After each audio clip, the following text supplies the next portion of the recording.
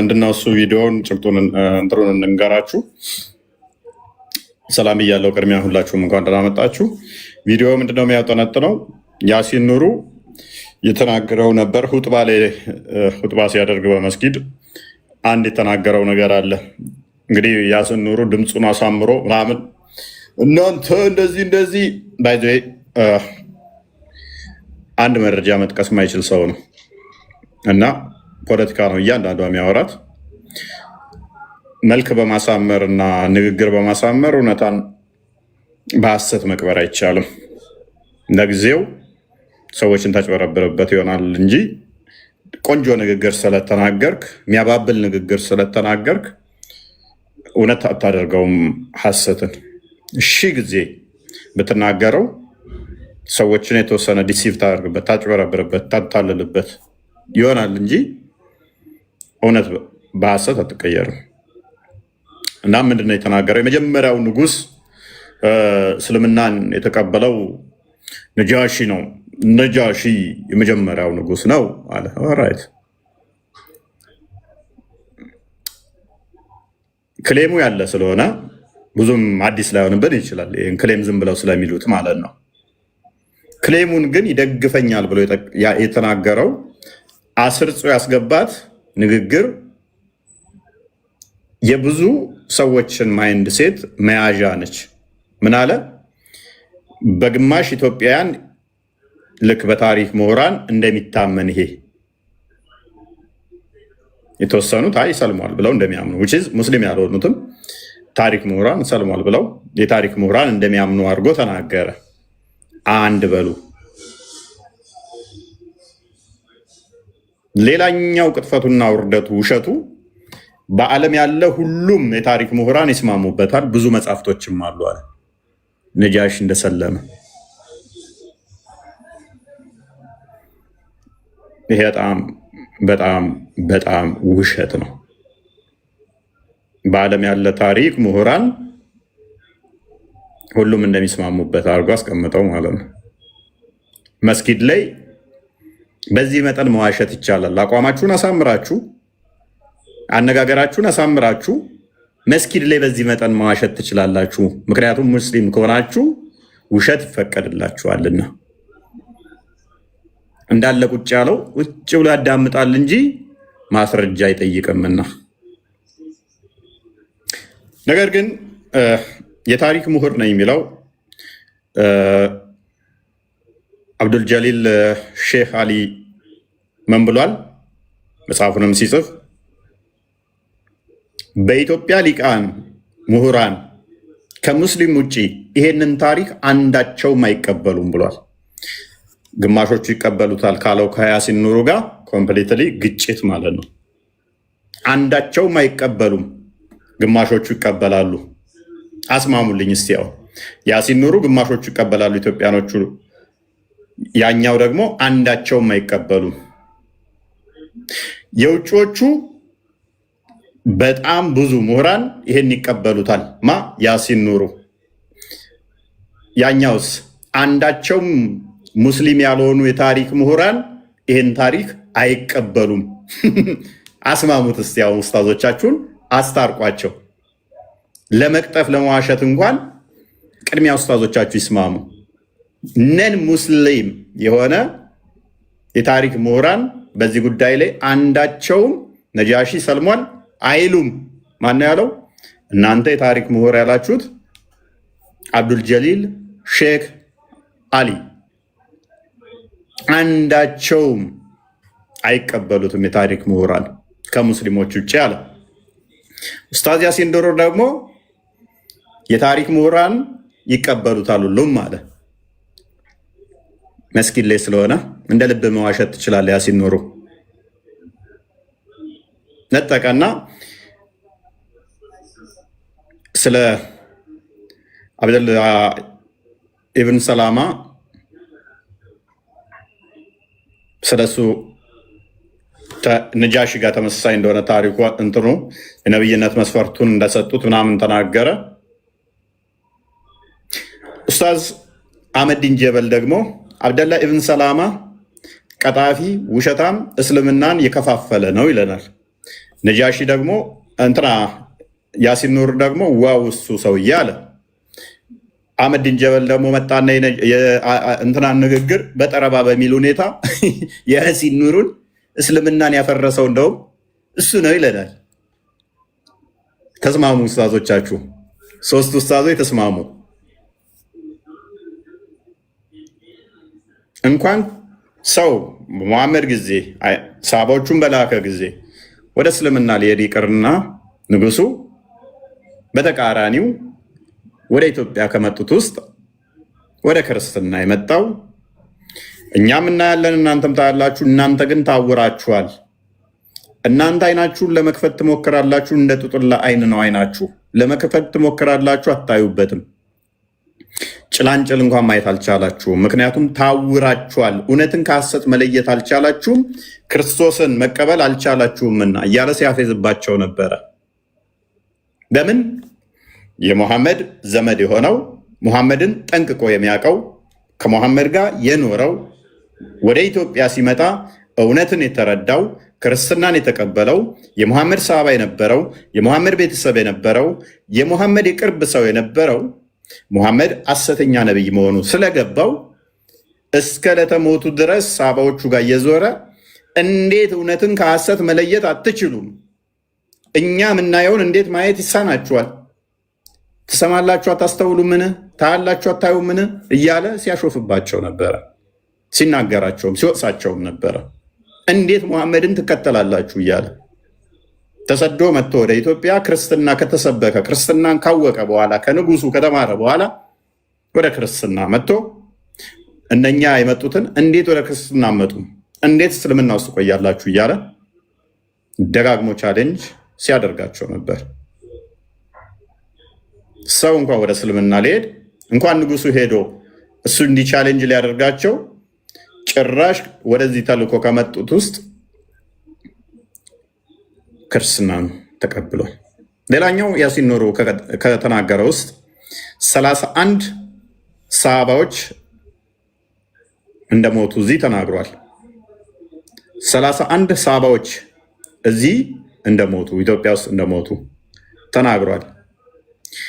ታሪኮቻችሁ ይጋጫሉ። በነገሩ ግን እንበልና 31 ከሞቱ ማን የተረፈው ካለ የመጀመሪያ ዙር ላይ የመጡት 10 ወንዶች 2 ሴቶች ናቸው። 12 ወንዶች 2 ሴቶች 11 ሴቶች አይምን ወንዶች 4 ሴቶች 12 እንደዚህ ከ15 ያልበለጡ ናቸው። የመጀመሪያ ዙር የመጡት ከ15 የማይበልጡ ናቸው። 31 እንዴት ነው ሊሞቱ የሚችሉት?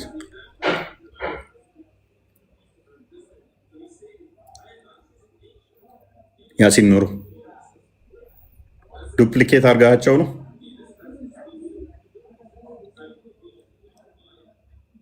እ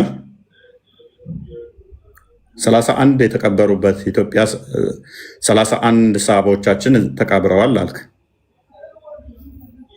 ከዛ ውስጥ ወደ ክርስትና ይመጣል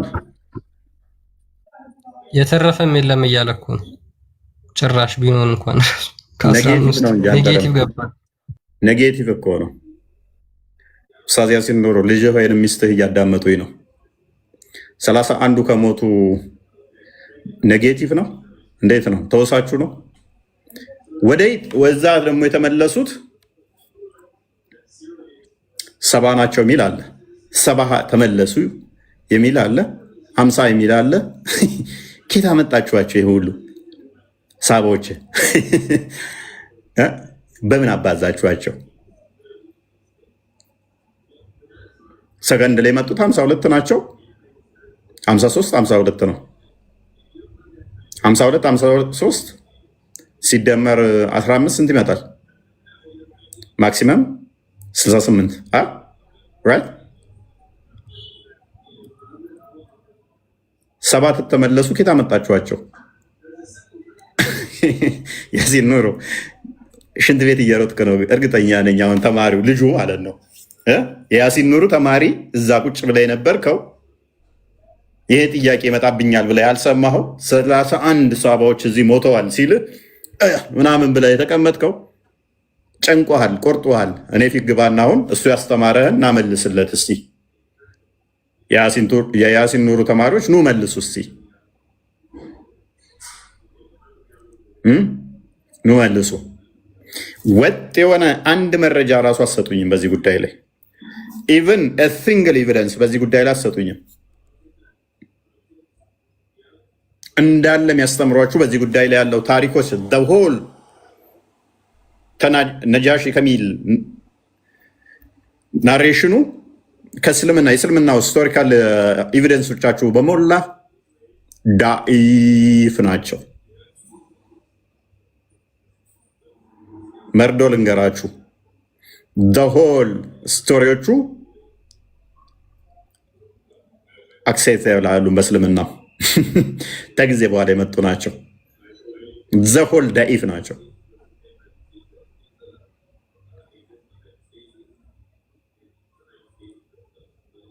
የኡስታዝ ያሲን ኑሩን ትምህርት ሰምቶ ሊመልስ የሚሞክር ይኖራል?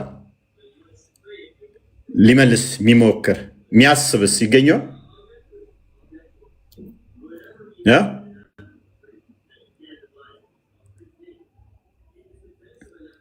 ሊመልስ የሚሞክር የሚያስብ ይኖራል?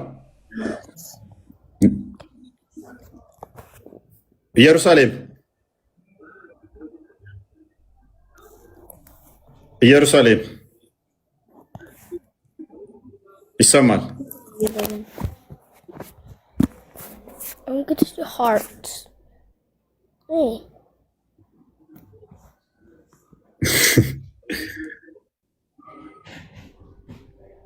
ጄሪ ኦኬ፣ እኔ ሙስሊም አስገባለሁ ስል ገባሽ። እሺ ሙስሊሞች ካላችሁ ኑ ግቡ፣ እስቲ ግቡ። መመለስ የሚችላለ መመለስ የሚችላለ ወይ?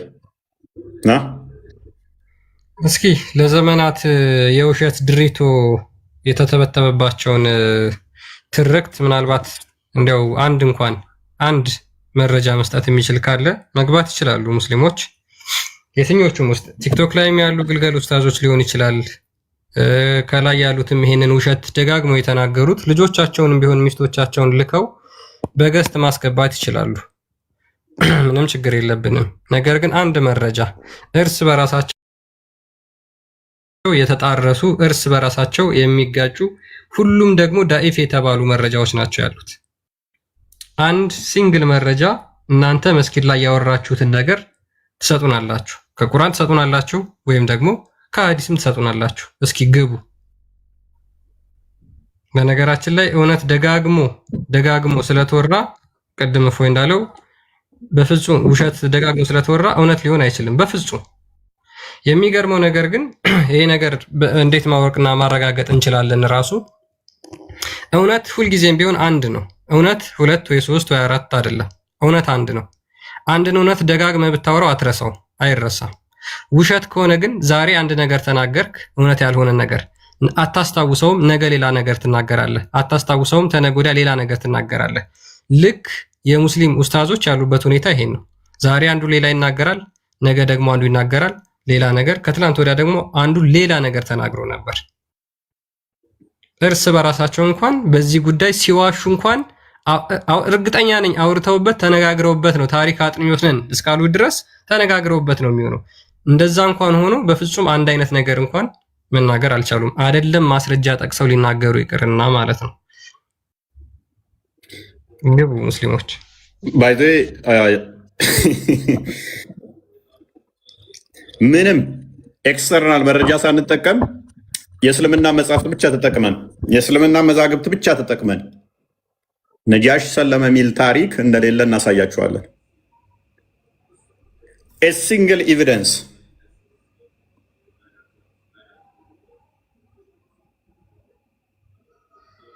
ናግባሲ ስድብ ሳይሆን ናግባሲ ድፈርሲ ስድብ ይቻላል። ኮመንተር የመሳደብ እኔ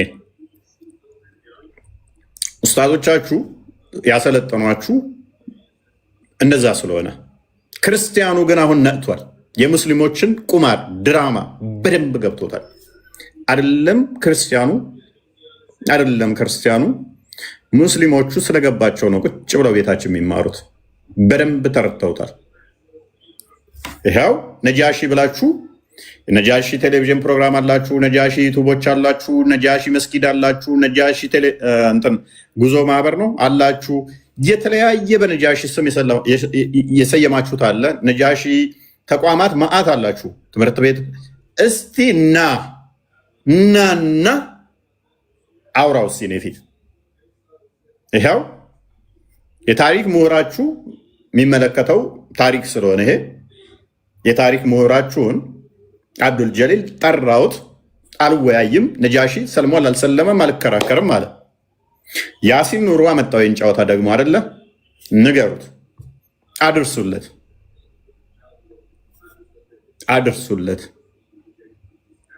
ነጃሲ ለዘመናት የነገራችሁን ተረት ነው ከምንቄ ሞፈር ይቆረጣል ይባላል። ዝም ሲባል ምላሽ ስላልተሰጠ ሐሰታችሁን በደንብ መማጮህ፣ ከዛ ተበድለናል በማለት እውነት ለማስመሰል ሞከራችሁት። ታሪክ ትሰርቃለህ። ተሰረክ በኋላ ደግሞ ኖ ውሸት ነው ስትባል ተበድለናል፣ ተጎድተናል፣ እንዲሆነናል፣ ተፈልጠናል፣ ካምዳዋል። ይኸው አንድም የቤተክርስቲያን መጽሐፍ አልጠቀምም። አንድም የቤተክርስቲያን መጽሐፍ ሳልጠቀም እናንተ ክሌም በምታደርጉት መጽሐፍ ብቻ በቡሃሪ፣ በሙስሊም፣ በአቡዳውድ፣ አናሳይ ስቶሪ መጽሐፎቻችሁ ላይ እነሱ ላይ ብቻ ቆሜ ሞግታችኋለሁ። ነጃሺ የሚባል የሰለመ እናንተ እኔን አሳምኑኝ እስቲ። የራሳችሁ መጽሐፍ ላይ ብቻ የቤተክርስቲያኑ መጽሐፍ ተዉት፣ ስለማይቀበላችሁ። የታሪክ መጽሐፍቶች ስለማይቀበላችሁ ተዉት። እናንተ ጠበሪ፣ ኢብን ኢስሐቅ፣ ዋቅዲ ሐዲሳቶቻችሁ ሰፖርት ያደርጓችኋል። ቁርአኑ ሰፖርት ያደርጋችኋል።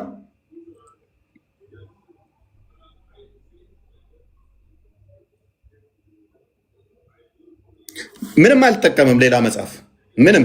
የቤተክርስቲያኑ እንደማይደግፋችሁ አስቀድማችሁ ክሌም ስላደረጋችሁ ቤተክርስቲያን ይህንን አፕሮቭ ስለማታደርገው የታሪክ መጽሐፍቶችም የውጮቹም የሀገር ውስጥም የታሪክ መጽሐፍቶች እንደዚህ የሚባል ንጉሥ የለም ብለው ስለሚሉ አልጠቀማቸው። ይኸው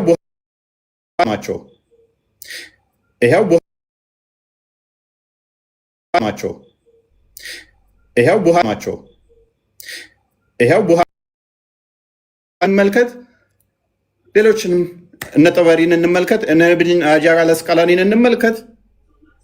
እናንተ የምትጠቅሷቸው ዘሆል ይረዷችኋል። አንድ ጥቅስ ማምጣት ትችላላችሁ። ነጃሺ እንደሰለመና እናንተን እንደሚረዳችሁ መሞገት ትችላላችሁ። ዊዝ ሰሂህ ኦተንቲክ ቼን እኛ ፊት መሞገት ትችላላችሁ። ታደርጉታላችሁ። ያው ፈረሱም ሜዳውም በእናንተ ነው። ተማሪዎቻችሁ እዛ ኡስታዞቻችሁ ያስተማሯችሁን ያዙትና ነው እስቲ ያስተማሯችሁን ያቀርቡት። እስኪ ታሪክ መስረቅ ይቻላል። ከሰረቃችሁ በኋላ ተበድለናል ማለት ትችላላችሁ። ወይናው ዳት የቪክቲም ሜንታሊቲ ሃይሊ የተጠናወጣችሁ ስለሆነ ተበድለናል፣ ተጎድተናል፣ እንደዚህ ሆነናል፣ እንደዚህ ተፈልጠናል፣ እንደዚህ ተቆርጦ፣ እንደዚህ ሆነን ክሌም አድርጉት። እሱን መፍታችሁ ነው። ግን እውነትን በሐሰት መቀየር ግን አትችሉም። ብዙዎችን ልታሳስቡበት፣ ብዙዎችን ልትሸውዱበት፣ ብዙዎችን ልታታልሉበት ትችሉ ይሆናል። እውነትን ግን ማጥፋት አትችሉም። በእንደዚህ አይነት ሁኔታ እውነትን በሐሰት መቀየር አትችሉም። ዘሆል ታሪኮቻችሁ እነኚህ የተጻፉት ክሌም የተደረጉት ራሱ ሙሐመድ ከሞተ ከ400 ዓመት በኋላ የመጡ ናቸው። ነጃሺ የሚባል ንጉስ እንኳን እንደሰለመ ምናምን መሐመድ የሚያውቀውም ታሪክ የለም። ሲንግል ኤቪደንስ ሙሐመድ ነጃሺ ሰልሟል የሚል ሳሂ አይደለም። ዳኢፍ አዲስ አለ እንደ ክርስቲያን ሳሂ እንዶ ሐሰን እንዶ ሙሐመድ ነጃሺ ሰልሟል ያለበት ዳኢፍ አዲስ አለ አንድም የለም። ሙሐመድ ከሞተ ሳቦቹ ከሞቱ በኋላ ነጃሺ ከመቃብር አንስተው አስልመውት ነው እንዴት አለ? ሙስሊሞች ቢመልሱልን ጥሩ ነበር። እናንተ ተሳስተን ነው። ሙሐመድን ከሞተ ሙሐመድ ካልተናገረ ሳቦቹ ካልተናገሩ ከመቃብር አውጥተው ነጃሺ የሚባል ንጉስ እንደገና ሻዳ ሲዘውታል ማለት ነው። ከዛ ታሪክ ጻፉልን። እንዲህም ይቻላል እኮ እንዲህም ይቻላል።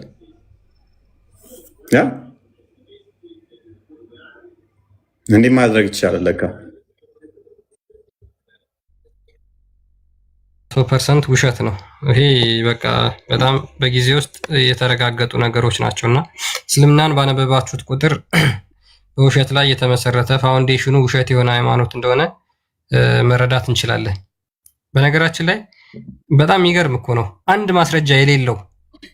ማስረጃ የሌለው ታሪክ እንዴት አድርገው እንዳገዘፉት መመልከት ትችላላችሁ። ምን ያህል ሰይጣን በእነሱ በኩል ስራው እንደሚሰራ ማየት ትችላላችሁ። መጽሐፍ ቅዱስ ላይ ሲናገር የሐሰት አባት የተባለው ሰይጣን ነው አይደለ? በሐሰት በውሸት ዓለምን የገዛ ሰይጣን ነው፣ እስልምናን ተጠቅሞ ማለት ነው። በሚገርም ሁኔታ ለምን መሰረቱ ውሸት ነው የሰይጣን። እስልምናም ለሚናገረው እጅግ በጣም ዓለም ላይ እንደው የገዘፈ ታሪክ ብለው ደጋግመው በየመስጊዳቸው የሚናገሩት በሚያስገርም ሁኔታ ማስረጃ የለውም። አሁን ይህን ማን ያምናል? ሙስሊሞች እስኪ ገብታችሁ አንድ መረጃ ብቻ ስጡን። 2 አይደለም 3 አይደለም፣ አንድ መረጃ። ነገር በ2 በ3 ይጸናል ነው የሚባለው አይደለ? ምስክርነት በ2 በ3 ይጸናል ነው የተባለው። መሐመድ ሰዎች ዝሙት ሲያደርጉ 4 ሰዎችን አስመስክሩ ብሎ ተናግሯል አይደል? እስኪ ይቅር አራቱ ይቅር፣ 3ቱም ይቅር፣ 2ቱ ይቅር፣ አንድ ብቻ ስጡን። ነጃሺ ሰልሟል ብሎ የተናገረበት አንድ ሳሂህ የሆነ መረጃ ስጡን እስኪ። አህያ ስገዙ 2 ምስክር ያስፈልጋቸዋል ተብሎ በእስልምና ይታመናል። በእስልምና ውስጥ እነ ኡስታዝ ያሲን ኑሩ የሚናገሩት የሐሰት ትርክት ግን አንድ መረጃ የለው። እስልምና የቆመው መሰረቱ ውሸት ነው፣ ሐሰት ነው። ነጭ ለብሰው አንገታቸው ላይ እና ጭንቅላታቸው ላይ ማይክ አድርገው ሲናገሩ፣ በእጃቸው ማይክራፎን ሲጨብጡ፣ ነጫጭ ለብሰው ድምፃቸውን ጎላ አድርገው ሲናገሩ እውነት የሚናገሩ ይመስላሉ አይደለ? የለም። የሆነ እኔ ከአይምሮ የማይጠፋው የፕሮፌሰር ምናምን የሚባል የሆነ ሽማግሌ ኡስታዝ አወቀው ሲያወራ ፕሮፌሰር አረብ ሀገር ቆይቷል ይመስለኛል። የኛው ነው የኢትዮጵያ ነው። ያ ተለቅ ያለ ቴሌቪዥን ፕሮግራም ላይ ምናምን ይቀርባል እና አይ ቲንክ አንድ 6 ዓመት አካባቢ በፊት እንደዚህ ሲተረተር በቃ እኔ እውነት መስሎኝ ብዙ ነገሮችን ሰምቼው ነበር። ለምሳሌ ስለ ኢሳያ እንደዚህ ነው እንዲህ ነው ብለው ነገሩት። ካህናቶቹ አለቀሱ፣ ቄሱ አለቀሰ። ከዛ እስልምናን ተቀበሉ፣ እንደዚህ ሆነ፣ እንደዚህ ገብቶ እንደዚህ ምናምን እያለ ሲል ማለት ነው። ውሸታም አንተ ውሸታም ናግባ ከሚል ሸምሱ ነው እንደ ስሙ የሆነ ትልቅ ሰውዬ ከሚል ሸምሱ የእኛው ኡስታዙ አይደለም። የሆነ ሽማግሌ ነገር ሲያወራ የሆነ ምላሱን እንትን የሚል ፕሮፌሰር ነገር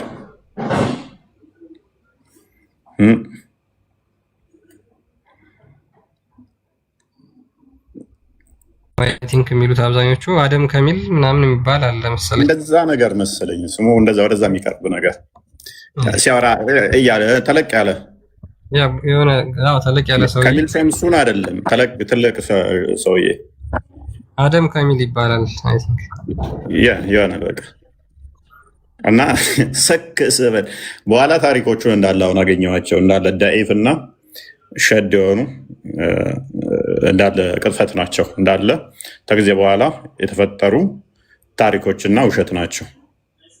ተቀባይነት የሌላቸው ከጊዜ በኋላ የመጡ ጽሁፎች ናቸው።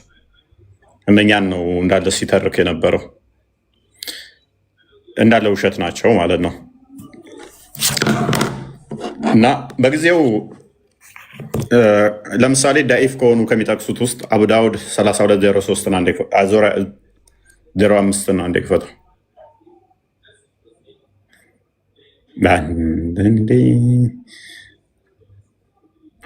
አንዴ ኦኬ፣ እሰማለሁ።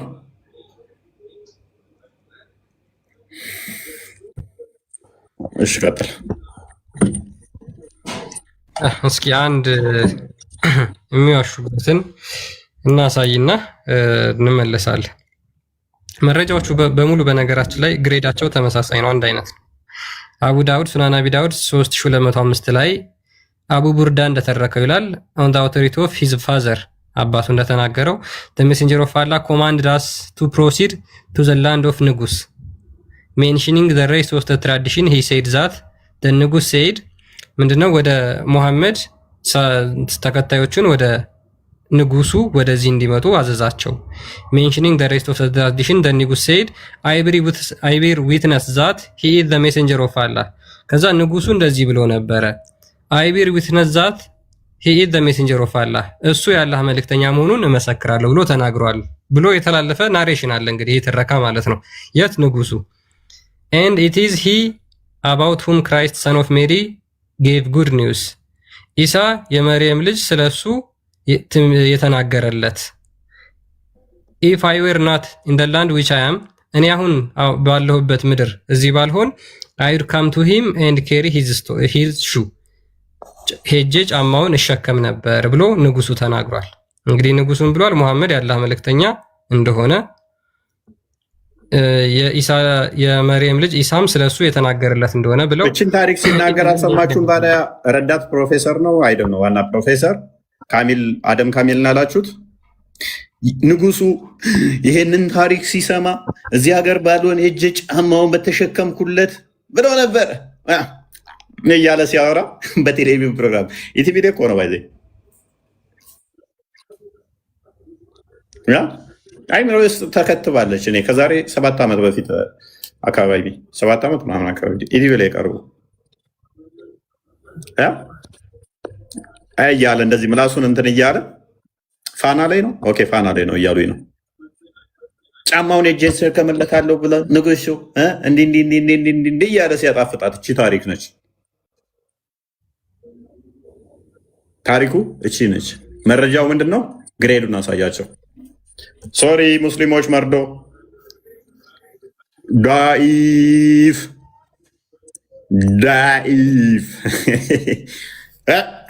ምንድን ነው እሱ? ዳኢፍ ስህተት መረጃ።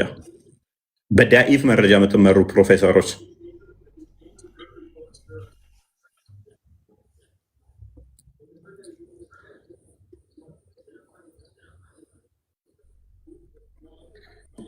ኦኬ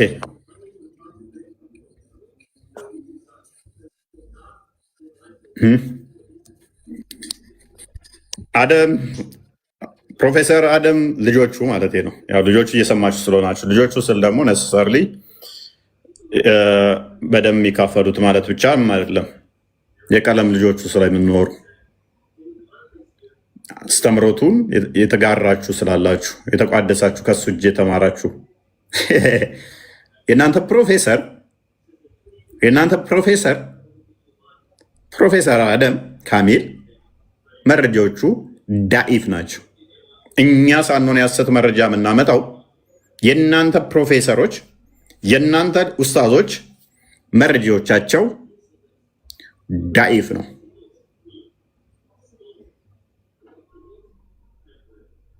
ምንም ታሪኩን ስንነገር እውነት ሊመስል ይችላል። መረጃዎቻቸው ሁሉ የተቀጠፈ ነው፣ ውሸት ማለት ነው። ከጊዜ በኋላ ፋብሪኬትድ የሆነ ማለት ነው። ሐሰት ማለት ነው። ይህ ጅማሬ ነው። ዘሆል የነጃሺ ታሪክ ዳኢፍ ነው። እርስ በርሱ ደግሞ ዳኢፍ ባይሆን ደግሞ ደስ ይለን ነበር። እርስ በርሱ የሚጋጭ ነው። ዋቅዲ ሌላ ነው የሚለው፣ ኢብን ከስር ሌላ ነው የሚለው፣ ጠበሪ ሌላ ነው የሚለው፣ ኢብን ኢሻቅ ሌላ ነው የሚለው፣ ኢብን ሀጀር አልአስቀላኒ ሌላ ነው የሚለው፣ ቡሃሪ ሌላ ነው የሚለው፣ አናሳይ ሌላ ነው የሚለው፣ አቡ ዳውድ ሌላ ነው የሚለው፣ ኢማም አህመድ አንበሊ አይምን ሙስናድ አህመድ ሌላ ነው የሚለው፣ ኢብን መጃ ሌላ ነው የሚለው። አንዱ ከአንዱ ጋር ማይስማማ እርስ በርሱ የሚጋጭ ዘሆል ዳኢፍ ነው። ዳኢፍ ባይሆንም ደግሞ ዳኢፍ ባይሆንም እርስ በርሱ የሚጋጭ ታሪክ ነው። ስትዋሹ በልክ ብትዋሹ ኖረው አትዋረዱበትም ነበር። ደሆል ታሪኮቹ እርስ በርሱ የሚጋጩ ናቸው። ክርስቲያን እንዴት እናድርጋቸው? እኔ አሁን ይሄ ፕሮፌሰር ይሄንን ነገር የተናገረው ራሱ ፕሮፌሰርነት ራሱ መስፈርቱ ምንድን ነው የሚል ጥያቄ አይምሮ ውስጥ ጫረ። ወይስ በእስልምና እንደዚህ አይነት ትላልቅ የሆኑ ፕሮፌሰሮች ሃይማኖታቸውን እውነት ለማድረግ እንደዚህ አይነት በሐሰትና በውሸት የተቀጠፉ መረጃዎችን የሃይማኖት መሰረት አድርገው መናገር ይችላሉ? ለዛውም ትላልቅ ሚዲያዎች ላይ እየቀረቡ ማለት ነው። በሚገርም ሁኔታ መስጊዶቻቸው ውስጥ ተራ ሰዎችን አይደለም የሚያታልሉት። ተማርን ብለው ጆርናሊዝም አጥንተው ያቀረቧቸውን ሰዎች ሆስቶችን ነው ያታለሏቸው። ህዝብ ነው ያታለሉት። ህዝብ ነው ያስፈራበሩት። አንተን እኮ ነው አሁን የኢትዮጵያ ሆስት የሚያደርጉ ጆርናሊስቶችም ሶሪ ቱ ሴይ ዲስ እውቀት ይጎላቸዋል። አይከፋቸውም ማለት እንደዚህ ብንላቸው ማለት መሞገት አይችሉም። ፍራንክሊ ስፒኪንግ መሞገት አይችሉም። አካዳሚኩን ዝም ብለው ለፔፐር አጠኗት እንጂ ወጣ ያሉ መጽሐፍቶችን አላነበቡም። ለዛ የሚያቀርቡትን ሰውዬ ቻሌንጅ የማድረግ ብቃት የላቸውም። የነገራቸውን ሁሉ የሃይማኖት አባትም ከሆነ አሜን ብሎ መቀበል ነው እንጂ ኖ ተሳስተሃል፣ ይሄ መጽሐፍ ላይ እንዲህ ይላል፣ ይሄ መጽሐፍ እንደዚህ ነው ብለው የመሞገት ብቃቱ አቅሙ የላቸው። ጀነራላይዝድ እያደረግኩ አይደለም፣ ይኖሩ ይችላሉ፣ ይኖራሉ። ግን እስካየሁት ድረስ ማያቸው አንዳንዶች አንዳንዴ የሆነ እንትንም ይመስለኛል ሂሉንታ ነገር ቢዋሽም ትልቅ ሰው ነው፣ ቢዋሽም እሱ ምሁር ነው ልለፈው አይነት ኖ ታሪክ እያበላሸ ነው፣ ይሄ እንዲህ ነው ማለት አለባችሁ። የምታቀርቡትን ሰው እስቲ መረጃው አለ አውጣው ማለትም አሪፍ ነው አትሊስት። ምክንያቱም ስታቀርቡት ያንን የሚጠቅሰውን ነገር ላታውቀው ትችላለህ። ኦብቪየስሊ ሁሉንም ማወቅ አይጠበቅብህም። እኔ ያነበብኩትን መጽሐፍ ታውቃለህ፣ አንተ ያነበብከውን መጽሐፍ ታውቃለህ። ሰው ምን ያነበብኩትን አንተ ላታነበው ስለምችል በቀላሉ ላታለልህ እችላለሁ እዛ ቦታ መጥቼ። ነገር ግን ጥቀስ፣ ምን ላይ ነው ያገኘኸው መረጃ ማለትን ልመዱ። ምክንያቱም ለትውልድስ ቢተላለፍ የእናንተ ንግግር የእናንተ ያቀረባችኋቸው እኔ አሁን ያው ከ7 ዓመት በኋላ አስታውሼ እንዲህ ብሎ ነበረ የሆነ ምናምን እያልኩ አሁን እየተቸው ነው አይደለም፣ አብሬ እየተቸው ነው። እኔ አሁን ትንሽ እድሜ የሚሄድ ስላለ ነው። ልጅ ቢሆን ደግሞ አስቡት፣ ህፃን ልጅ ቢሆን እኔ ህፃን ሆኜ ያስታወስኳቸው ጭንቅላቴ ውስጥ የተቀመጡትን ማን እንዴት እንደተናገረው ሁሉ አውቀዋለሁ። አየህ፣ ታሪኩ ህፃናት ቢሆኑ ለማስለቀቅም ይከብዳቸዋል። ያ ሰውዬ እንደዋሻቸው በኋላ ሲያውቁት ምን ያህል እንደሚጠሉት አስቡ፣ ውሸታም መሆኑን ሲያውቁ። እኛ ጭንቅላታችን ውስጥ አሁን ብዙ ነገር ስለታጨቀ የሆነ ነገር አሁን ብንሰማም ዚስማች ትኩረት ላንሰጠው እንችላለን። ስለዚህ የሚሰሙት ህፃናትም ስላሉ የታሪክ ስህተት እንዲሰሙ አለመፍቀድ፣ ፕሮፌሰር ተብለው ሸድና ዳኢፍ የሆኑ መረጃዎችን እንዲናገሩ አለመፍቀድ አይመስልም? ክርስቲያን በተለይ ፖድካስተሮች አሉ። እውነት ለመናገር እንዳልከው ከይሉንታ ይሁን ከእውቀት ከማነስ አንጻር ብዙ ጊዜ የሌላ ሃይማኖት ሰዎችን ሲያቀርቡ በሚዲያዎቻቸው ላይ ለሚናገሩት ነገር ምንም ቤዝ የሌለው ነገር መረጃ እንኳን አይጠይቋቸውም እና ትንሽ አስቸጋሪ ነገር ነው። ቻሌንጅ ማድረግ አይችሉም። እንዳልከው የዛ የእውቀት ሌቭል እና የኢንተርቪወሩ የእውቀት ሌቭል የተለያየ ሊሆን ይችላል። ነገር ግን ቢያንስ ለሚጠቅሷቸው ለሚናገሯቸው የታሪክ ክስተቶች መረጃዎችን በተቻለ መጠን ሜንሽን ማድረግ መቻል አለባቸው። አለበለዛ እያበላሹ የመጡት ትውልድ ነው። አለበለዛ የሚያበላሹት ታሪክ ነው። ይህ በጣም አስቸጋሪና አደገኛ የሆነ ነገር ነው። ኢቭን እንደዚህ ስህተት ውስጥ እንኳን እንዳሉ ከተነገራቸውና ካወቁ በኋላ ያንን ነገር ለማስተካከል የሚሄዱበት መንገድ ያን ያህል አይስተዋልም። እጅግ በጣም ብዙ ስህተቶችን ከክርስቲያን ፖድካስተሮች አውጥተን እስከዛሬ አሳይተናል። ብዙ ነገሮችን ማለት ነው። ከዚህ በተቻለ መጠን ቢያንስ የምታቀርቧቸው ሰዎች ኢንተርቪው እኮ ለማቅረብ ሲዘጋጁ ማለት የሚጠይቋቸውን ጥያቄዎች እኮ ቀድመው ነው አይደለም የሚዘጋጁባቸው። አብዛኛውን ጊዜ እዛው እንደ ውሃ ደራሽ አይደለም ጥያቄ የሚጠይቋቸው። ብዙ ጊዜ ተዘጋጅተውባቸው ነው የሚሄዱት። ኢንተርቪው የሚያደርጓቸው ተዘጋጅተውባቸው ነው እንጂ ዝም ብለው ከመሬት ተነስተው ልክ እዛው ተገናኝተው የቀጠሯቸው ቀን አይደለም። ለዚህ እንኳን ይህን መረጃ እጠይቃለሁ ብሎ እንዴት ተዘጋጅቶ አይሄድም? እና አስቸጋሪ ነው። ወጣት ትውልዱን ባታበላሹት፣ ልጆችን ባታበላሹ። እንግዲህ ፕሮፌሰሩ ከ7 ዓመት በኋላ ጠለዝ ነው ማለት ነው። እስኪ አንድ መረጃ ከሀገርኛ እንስተው። እስኪ ከሀገርኛ አንድ መረጃ እናንሳ። በጊዜው ሙሐመድ ቁርአን ወረደለት ብለው ከሚጠቅሱት አንዱ ቅድም ነጃሽም የጠቀሰው በሙሐመድ ጊዜ የነበሩ ሰዎች ይደርብብኛል። ክርስቲያን ምንድን ነው? በሙሐመድ ጊዜ የነበሩ ሰዎች ሙሐመድ ምንድን ነበር የሚሉት? ያሾፉበት ነበረ። ማለትም ነጃሺ ሰለመ ብለው አንድ የሚጠቅሱት ምንድነው? ሰገደለት። ሲሞት ሰግዷል።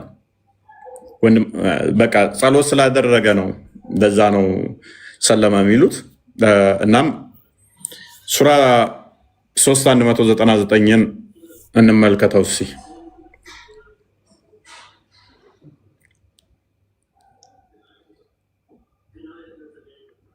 አንተ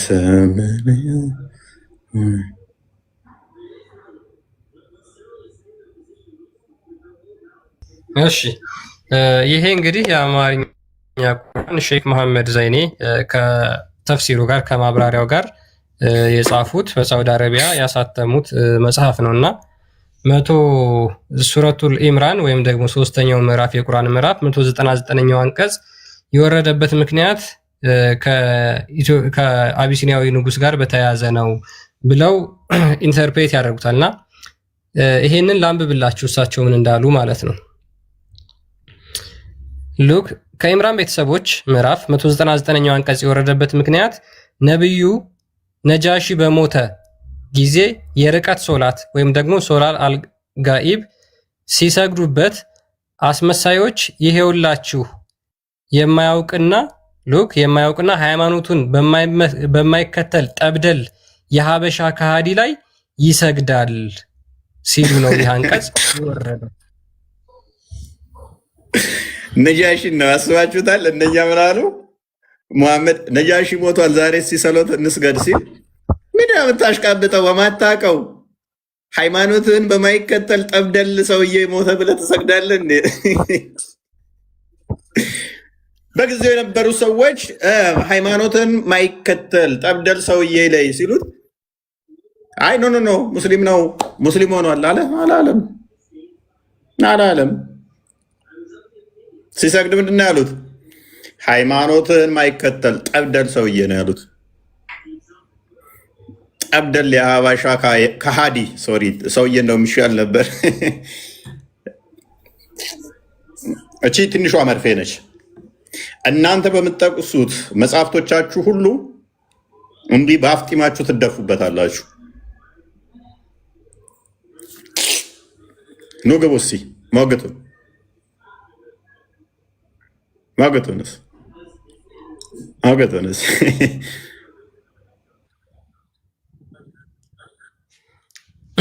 በነገራችን ላይ ሉክ ይሄ መጽሐፍ የኛ መጽሐፍ አይደለም።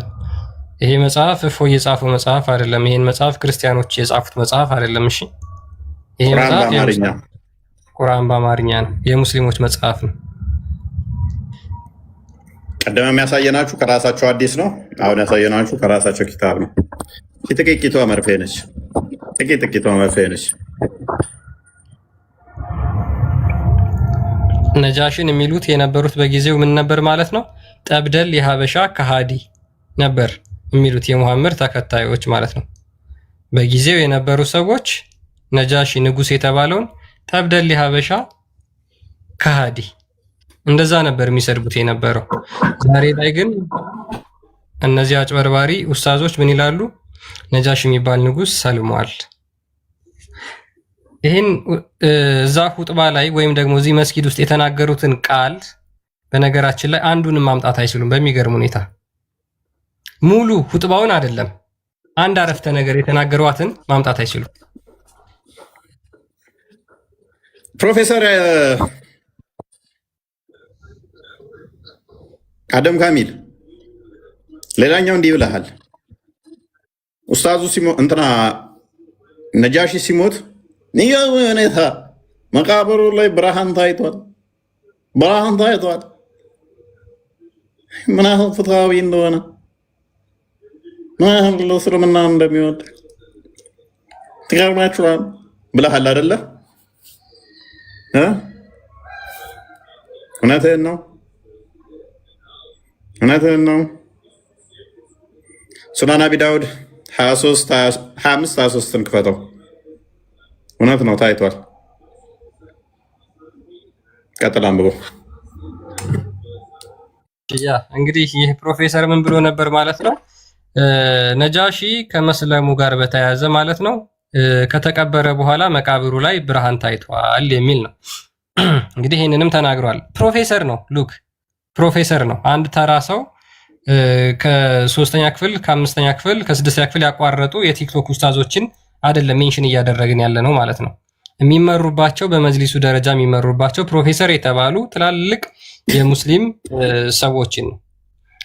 ምን ብሎ ተናግሯል? ይሄንን እንግዲህ ከዚህ ሀዲስ ሜንሽን በማድረግ ነው። ሱናን አቢ ዳውድ 2523 ላይ ምን ይላል? አይሻ እንደተረከችው ይልና when the ንጉስ ዳይድ ንጉሱ በሞተበት ወቅት we were told that a light would be seen perpetually at his grave አይሻ እንደተናገረችው ንጉሱ በሞተበት ጊዜ መቃብሩ ላይ ምን ታይቶ ነበር? ብርሃን ታይቶ ነበር እንደተባለ ሰምተናል ብላ አይሻ ተናግራለች። ምን ጧፍ ነው ያበሩት? ጧፍ ነው ያየው ፕሮፌሰር? ዋው ትክክል ነው። ተርሶ ትክክል ነው። አይሻ ብላለች። መቃብሩ ላይ ብርሃን ቦግ እኛ ራሱ አይተናል። አንተ የሆነ ከእንቅልፍ ስትነሳ የሆነ ጨረር እንደዚህ ከጠዋት ቦግ ብሎ ሲመጣ ላየህ አታይም? እንደ አንተ ራስህ መቃብር እኮ ነው ያ፣ የነጃሺ መቃብር ነው። ያቺ ቦግ ብሎ የሚወጣበት ከመቃብሩ ላይ ቦግ ብሎ ወጥቷል። ፕሮፌሰር ለወደፊት የምጠቅሰው መረጃ ታማኝ ነው አይደለም፣ እውነት ነው አይደለም የሚባል ነገር አለ። የጠቀስከውን መረጃ ላሳየህ፣ ግሬዱን አሳየው። ምን ይላል? አንብበልኛ። ምን ይላል? ዳይፍ ምን ይላል? የተዋሸ ዳይፍ የሆነ መረጃ ፕሮፌሰር አይልመድ። ሁለተኛ እሺ፣ አንተ ፕሮፌሰር ነህ። ቴሌቪዥን ፕሮግራም ላይ ወጥተህ ዳኢፍ መረጃ ሰብስበህ ህዝብ አታታል። እሺ ፕሮፌሰር፣ ይሄ ለፕሮፌሰሩ ነው። ያሲን ኑሩ ደርሶሃል ብዬ አስባለሁ። አይልመድ 3 መረጃ ያዝንብህ አይደለ? ዳኢፍ መረጃዎችን እንዳለምድ እንዳይለመድ ትዋረዳለህ። እልቅ እናሳየህ። በመቃብሩ ላይ ብርሃን የታየው ንጉስ ነጃሺ ሳይሆን አብርሃ ወአጽብሃ ነው። በኢትዮጵያ ነገስታት ታሪክ ውስጥ ለዛ ቀረብ የሚለው አብርሃ ወአጽብሃ ላይ በአብርሃ መቃብር ላይ ብርሃን ይታይ ነበረ። በ374 ወንድማማቾቹ የሞቱበት በመቃብሩ ላይ ይታይ ነበር። ቅዱሳን ስለሆኑ ነ ክርስቲያን መክፈት ይችላል። ስለዚህ በብርሃን የታየው የአብርሃ ወአጽብሃ መቃብርን ሰርቀህ ለነጃሺ መስጠት አትችልም። አብርሃም የሚለው ሱራ 105 የዝሆኖቹ ምዕራፍ አብርሃም መጥቶ ወጋ የምትሉት አብርሃ ወአጽብሃ ወንድማማቾች ናቸው፣ ቅዱሳን ናቸው። የዝሆኑ ጦርነት ስድስተኛው ሴንቸሪ ላይ የተካሄደ ነው። አብርሃ ወአጽብሃ ደግሞ የነበረው በአራተኛው ሴንቸሪ ነው። የሞቱት እንኳን በ375 እና 79 አካባቢ በአራተኛው ሴንቸሪ የነበሩ እንጂ በስድስተኛው ሴንቸሪ የነበሩ አይደሉም። አንድ የቁርአን ክፍል ሙሉ ስለ አብርሃም ካዕባን ሊያፈርስ መጣ የሚል ተረት ተረት ውድቅ ነው፣ ውሸት ነው። የድሬዳዋው ንጉሥ የአብርሃ ልጆች እነኚህ እርኩሳን ብሎ ትግራውያንን የጠቀሳቸው እኛም የአብርሃም ልጆች ነን። አብርሃ ወአጽብሃ በቤተክርስቲያናችን ቅዱስ ከሚባሉት ስለሚመደቡ ቅዱሳን ከሚባሉት ስለሆኑ ደሞስት የተጠሉ መጥፎች ብሎ የድሬዳዋ ከንቲባ የጠቀሳቸው የአብርሃ ልጆች እኛን ነው። ፊት ለፊቱ ለትግራዮች ቢነገርም ዘሆል ኦርቶዶክሳውያንን የሚመለከት ነው። የድሬዳዋ ከንቲባ የአብርሃ ልጆች ሐዲሳችን ቁርአናችን እንደሚናገረው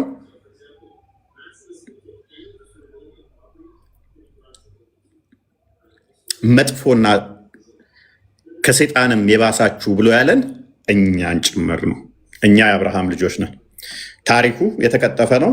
በስድስተኛው ሴንቸሪ አልነበረም አብርሃ የነበረው በአራተኛው ሴንቸሪ ነው። ቀጥላም ብሎ ብርሃኑ የታየው የአብርሃ ወአጽብሃ መቃብር የነሱ ላይ ነው።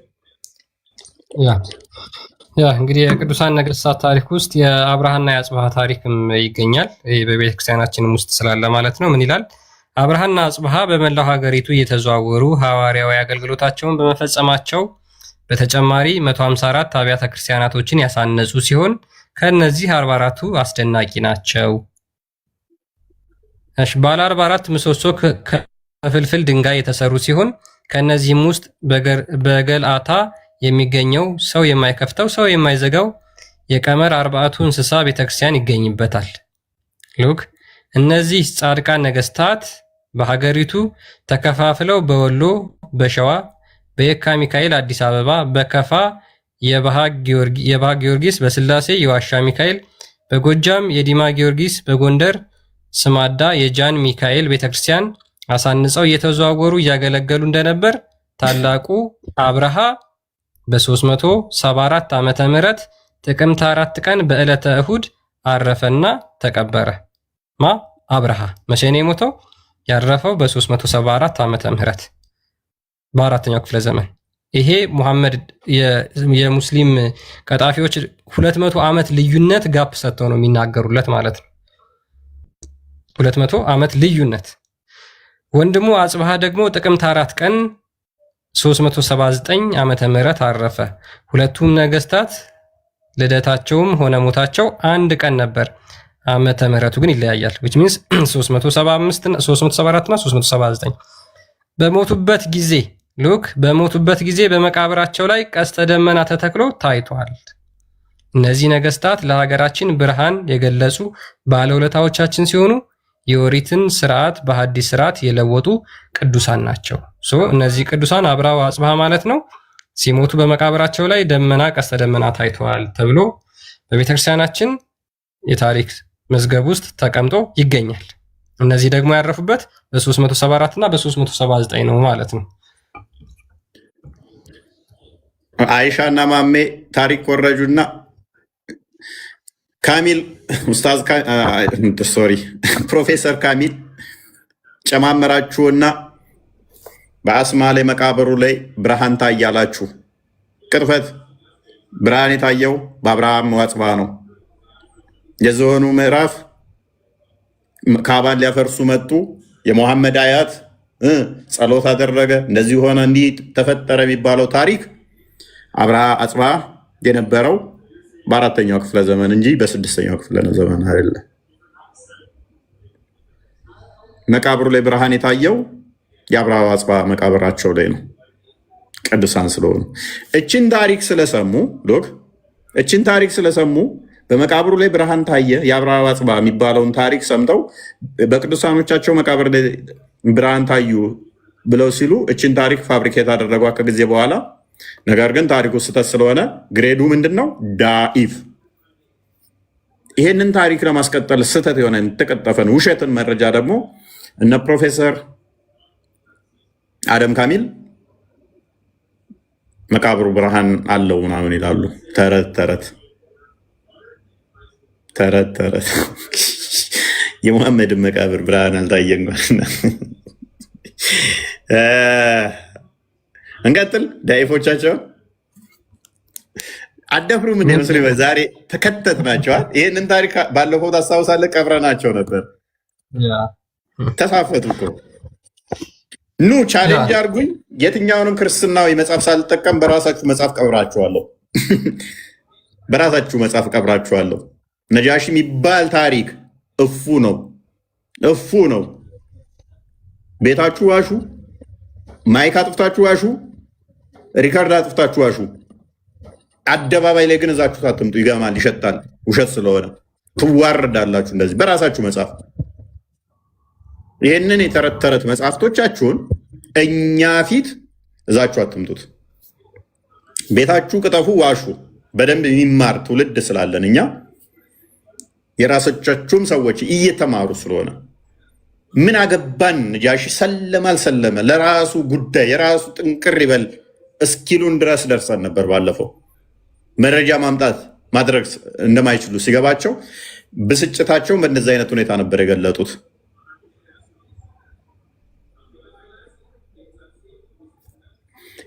አንድ ክርስቲያን አሁን ከዚህ ምን ትረዳላችሁ? በዚህ መጠን ታሪክ መዋሸት ከቻሉ፣ በዚህ መጠን ማጭበርበር ከቻሉ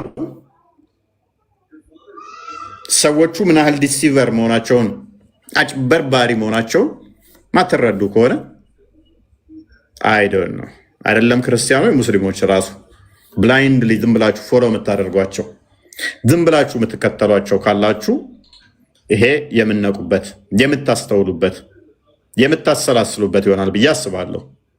ካልሆነ ግን ድክመት አለባችሁ ማለት ነው፣ ጉድለት አለባችሁ ማለት ነው።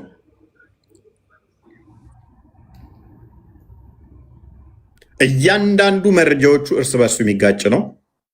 እያንዳንዱ ማስረጃዎች የምታመጧቸው ሁሉ ውድቅ ናቸው። አይደሉም ካሉ ትሞግቱናላችሁ።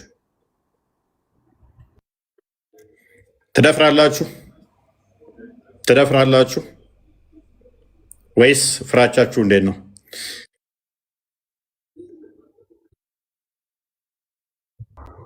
ያ በነገራችን ላይ ይሄ ነገር በዚህ ሰሞን በተለይ በጣም በተደጋጋሚ የሰማነው ነገር ነው።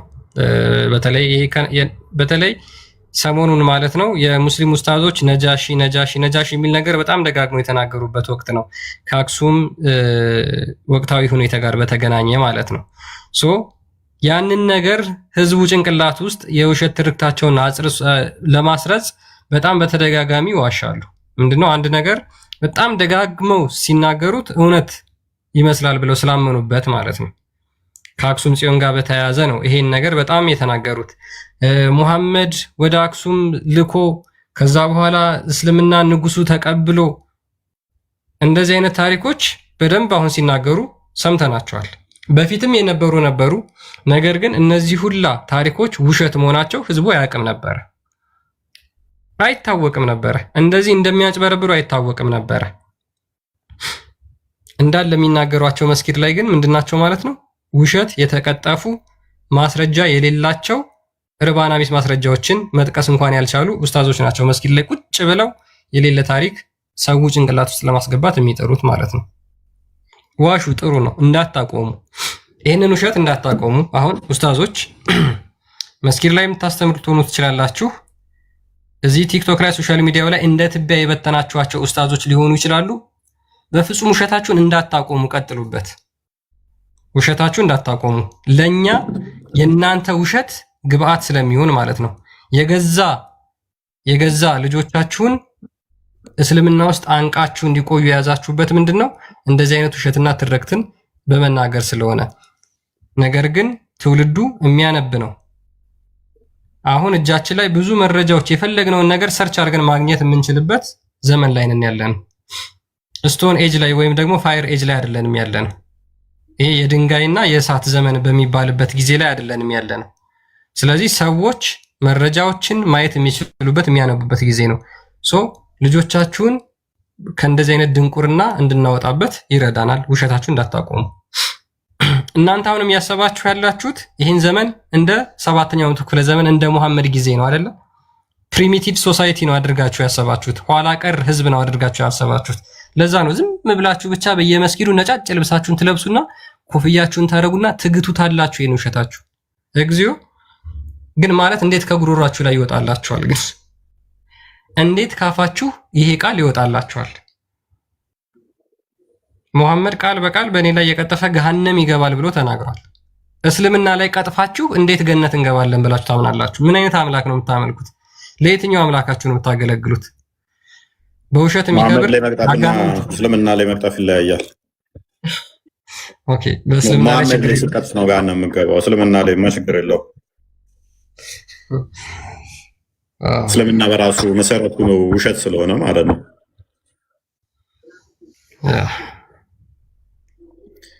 እና በጣም የሚገርመኝ እያንዳንዱ መረጃዎቹ በዚህ ጉዳይ ጋር ከዚህ ጋር በተያያዘ ያሉት መረጃዎች እንዳለ ፌክ ናቸው፣ የተቀጠፉ ናቸው፣ እንዳለ ውሸት ናቸው፣ እንዳለ የማጭበርበር መረጃ የተሰሩት። አይ ዶንት ኖ በዚህ መጠን ለምን መዋሸት እንዳስፈለገ ኢቨን ሂስትሪ ኦፍ እንትናን ብናየው እንኳን ኢቨን ሻቅን እንኳን ብናየው እዛ ጋር ራሱ እንዴት እንደዋሻቸው የመጡት አካላት ራሱ እንዴት እንደዋሹ እዛው ላይ ሜይ ቢ ክርስቲያን አዘጋጀው እንዴት እንደዋሹ የመጡት አካላት እንኳን ዋሽተዋል። እውነትን ላለመናገር ሲያደርጉ የነበረውን ማሳየት ይቻላል። ቢኒ እንኳን ደህና መጣ። ቆያችሁኝ? እንዴት ናችሁ? ሰላም ብያለሁ። አሪፍ ቶፒክ ነው ዛሬ። ነጃዎች ያሁሉ ፉከራና ጉረራ ከየት ይምጣ መረጃ? የውሸትም ቧይ ካብ እየተናደ ነው የሚባለው። እንደዚህ እንግዲህ አደባባይ ላይ ወጥ እዚህ ሲዋሹ ታሪክ ይገለብጣሉ ሙስሊሞች። የሌለ ታሪክ እና እውነት ለማስመሰል ይሞክራሉ፣ ግን ምንም የለም፣ ውሸት ነው። ውሸት ለማንገስ ማለት ነው። ታዋቂ ሰው አዋቂ ይመስላቸዋል። የኛ ህዝብ የሚሸወደው ነው። ታዋቂ የሆኑ ሲናገሩ ታዋቂ ፕሮፌሰሩን፣ ረዳት ፕሮፌሰሩን፣ ዶክተሩን፣ ሌክቸሩን ምንሙን ተሳሳትክ ነው። ሁላችንም የእውቀት ልክ አለን። ከእውቀትም ከፍለን ነው የምናውቀው። ደራሲ ስለሆንክ ታውቃለህ ማለት አይደለም። ደራሲ ስለሆንክ ታውቃለህ ማለት አይደለም። ጋዜጠኛ ስለሆንክ ታውቃለህ ማለት አይደለም። ክርስቲያኖች በደንብ አስተውሉ። ደራሲ የሆነ ያወራ ሁሉ ያውቃል ማለት አይደለም። በወንጡና ጫልቱ፣ አበበና ገብረመድን፣ አየለና ቶሎሳ እያለ ልቦለደ የጻፈ በዚህ ጉዳይ ላይ ያውቃል ማለት አይደለም። ያውቃል ማለት አይደለም። ስለዚህ ማንኛውም ማንም ይናገር የሰማውን ተረት ተረት የሚጽፍ ደራሲ በዚህ እንደዚህ አይነት ጉዳይ ላይ ሲያምቦጫርቅ ብታገኙት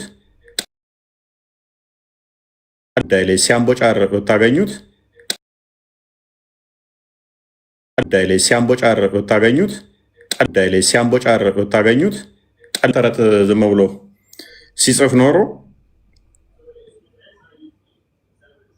ከዛ ታሪክ ጋር መጥቶ ላምቦጫርቅ ማለት ስህተት ነው። ይህንኛው ደግሞ ከታሪክም አውዱ ትንሽ ለየት ይላል። ሃይማኖታዊ ነው። ከታሪክም ትንሽ ይለያል። የሚጠቀሱት ነገሮች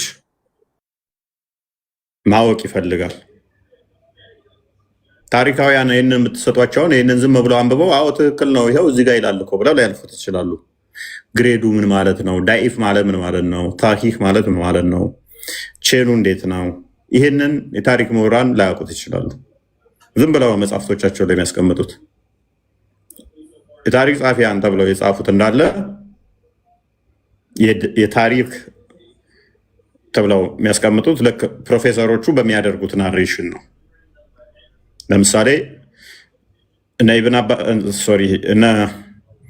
ኢብን ሻቅን እነ ዋቀዲን እነ ኢብን ሻምን እነ ጠባሪን እነሱን ኮታ አድርገው ነው የተጠቀሟቸው። እነሱ ደግሞ ተቀባይ አይደሉም። የሚጠቀሟቸው መረጃዎች ስህተት ናቸው፣ ዳኢፍ ናቸው፣ ተቀባይነት የላቸውም። በእስልምናው የእነሱ መረጃዎች ተቀባይ ያልሆኑ አሏቸው። ምክንያቱም ከኢብን ሻቅ የመጣውን አንቀበልም ስለሚሉ ራሳቸው ቢቀበሉትም ደግሞ ግጭቶች አለባቸው። ታሪኮቹ እንዳለ በዚህ ጉዳይ ላይ ያሉት ግጭት አለባቸው እንዳለ። ሁሉም ይጋጫሉ፣ እርስ በርሳቸው ዘሆል ይጋጫሉ። የመጀመሪያ ጉዞ ላይ ይጋጫሉ፣ ሁለተኛ ጉዞ ላይ ይጋጫሉ፣ የወንዶቹ ቁጥር ላይ ይጋጫሉ፣ የሴቶቹ ቁጥር ላይ ይጋጫሉ፣ የታሪኩ ክስተት ላይ ይጋጫሉ። ራሱ ታሪኩ ራሱ እርስ በርስ የሚጋጭ ነው። ደሆል ግጭት ያለበት ነው። ይሄ የሚያሳየው ምንድነው? ከጊዜ በኋላ ስለሆነ ፋብሪኬት የተደረጉት ያኛውም የራሱን መጽሐፍ አስመስሎ ይጽፋል፣ ያኛውም ይጽፋል። እያንዳንዳቸው ግጭት ናቸው፣ እያንዳንዳቸው ስህተት ናቸው። ስለዚህ ወደ ኢትዮጵያ ከመጡት ውስጥ እንኳን እስልምና ሊቀበሉ ጭራሽ ወደ ክርስትና የመጡ ነበሩ። ይህንን ሲናገሩ ትሰማላችሁ።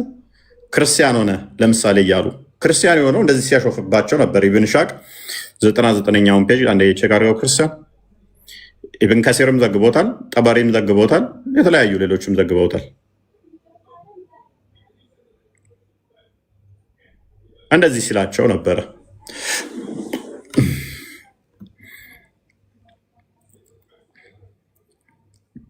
ቀጥል። አይ ቲንክ ያ ሂስትሪ ኦፍ ፕሮፌት ኢብን ሻቅ የጻፈው መጽሐፍ ነው። ፔጅ 99ኛው ላይ ገብታችሁ ታገኙታላችሁ። ጽሁፉ ቀጨጭ ካለባችሁ ማለት ነው። ያው ዙም አድርጌ ለማሳየት ሞክራለሁ። ኦኬ ምን ይላል መሰላችሁ? ኡበይዱላ as he passed the prophet's companion who were there used to say we clearly ሶሪ ቆይ ከዚህ ጋር ልጀምርላችሁ ከፍ ብዬ በደንብ አውዱ እንድታገኙት። ኡበይዱላ went on searching until Islam came። እንግዲህ በሙሐመድ ጊዜ የነበሩ 4 ሰዎች ነበሩ እውነተኛውን ሃይማኖት የሚፈልጉ የነበሩ ማለት ነው። ነገር ግን ኡበይዱላ ሙሐመድ ከመጣ በኋላ ሙስሊም ሆነ ማለት ነው። ሙስሊም ሆነና ከዛ ዘን ሂ ማይግሬትድ ዊዝ ዘ ሙስሊም ቱ አቢሲኒያ። ከዛ በኋላ ሙስሊም ከሆነ በኋላ ሙሐመድ ከሌሎቹ ቤተሰቦቹ ጋር ወደ አቢሲኒያ ላከው። ቴኪንግ ዊዝ ሂም ሂዝ ዋይፍ who was a Muslim። ሚስቱም ደግሞ ሙስሊም ነበረች። ማን ትባላለች? ኡሙ ሀቢባ ትባላለች። ከእሷ ጋር ወደ ኢትዮጵያ እሱ መጥቶ ነበረ። when he arrived there he adopted Christianity። ነገር ግን ወደ ኢትዮጵያ ከመጣ በኋላ ይሄ ኡበይዱላ የሚባለው የሙሐመድ ቤተሰብ ማለት ነው፣ ከሚስቱ ጋር አብሮ የላከው ክርስትናን ተቀበለ። ክርስትናን አዳብት አደረገ። parted from Islam ከኢስላም ወጣ።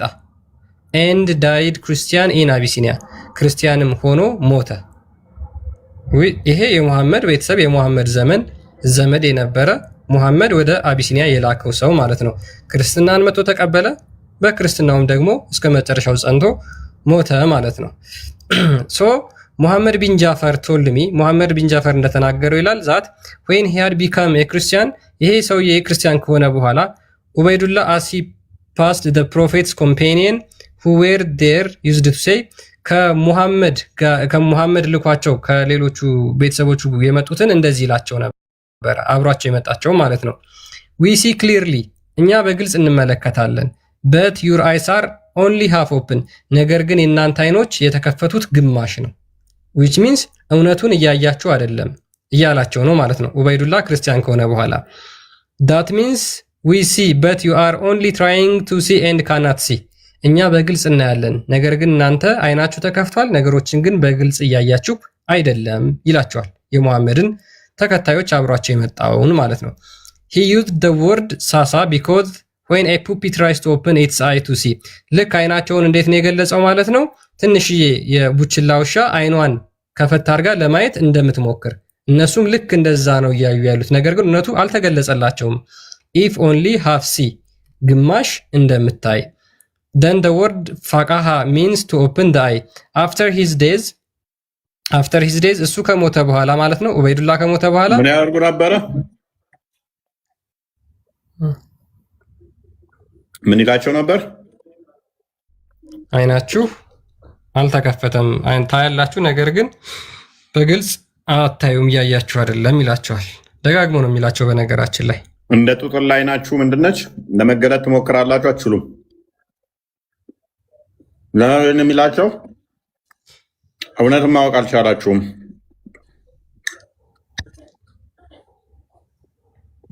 ጃርሞ ተመለስ።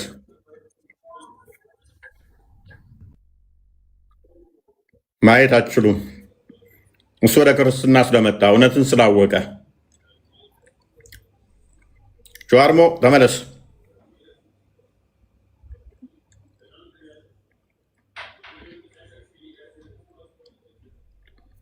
እንኳን ደህና መጣ።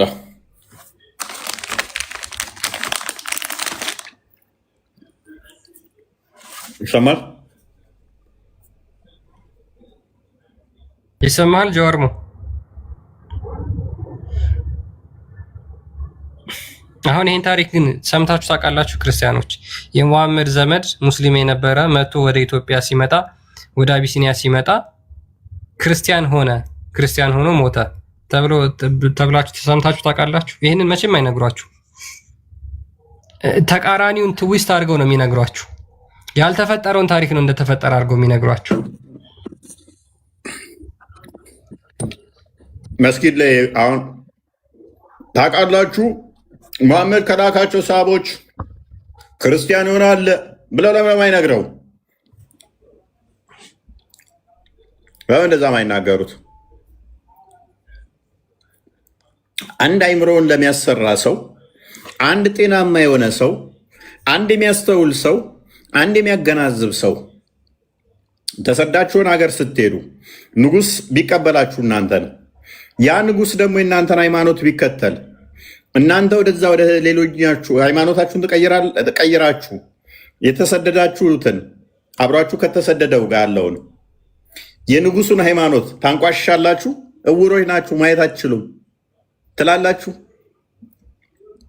እኛ ምናየውን እናንተ ማየት አትችሉም። ለማየት ትሞክራላችሁ፣ አትችሉም።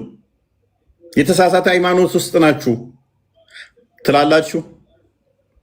ንጉሱ ወዶ ያመነውን የተከተለውን ንጉሱ እሰነ ቤተሰቡ እንደው አክሴፕት ሲያደርግ ቢያይ ጭራሽ እስልምና ትክክል ነው ብሎ በዛው ይጸናል እንጂ ወጥቶ እንዴት ከእስልምና አትወጡም እያለ ሌሎቹንም ቻሌንጅ አያደርግም ነበር።